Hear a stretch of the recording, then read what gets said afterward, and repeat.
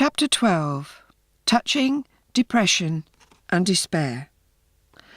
Having discussed the importance of bonding and its positive results, it is now time to detail the possible consequences of its neglect. Touching is a bonding activity which is easily accessible to psychological investigation. I find that adults vary very much in their attitudes towards it. I have found the adults who are uneasy about being touched are usually those who have come from relatively affectionless families, where touching is at a minimum, and those who are easy with it have come from happy, touchy, huggy families. Thus, the adult attitude to touching is a good indicator of the effectiveness of the bonding experience.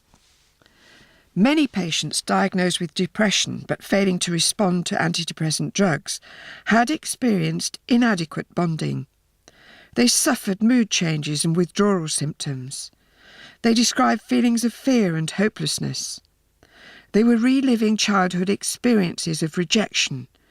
And to distinguish this type of emotional upset from depression, I called it despair. I can speak from personal experience about depression. In my case, the precipitating factors centred around excessive self-criticism, a feeling of no intrinsic value, of not being good enough. So at the heart of depression is a feeling of being worthless, a feeling so painful that it was often buried by the mind below awareness level. This is very different from the buried feelings of being abandoned, which are at the root of despair.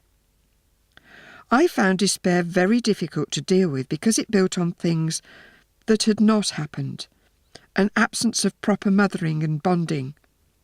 I found, therefore, that talking about despair and its causes helped to identify the trigger situations. Then the sufferer would be able to recognise cause and effect, and could have subsequent attacks without worrying about them, or the possibility of emotional breakdown. To my surprise and pleasure, it seemed that the new understanding diminished the duration and severity of the attacks. Eric Berne called human interactions transactions, and he called the substance of the transaction a stroke. This could be anything from a look, a smile, a greeting, a handshake, or a hug, an action that acknowledged the presence of the other with a degree of pleasure.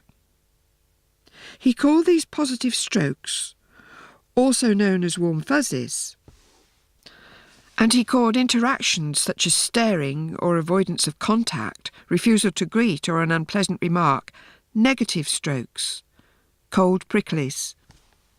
It occurs to me that despair might be caused by an absence of warm fuzzies and depression by a surfeit of cold pricklies, though I doubt Berne would agree.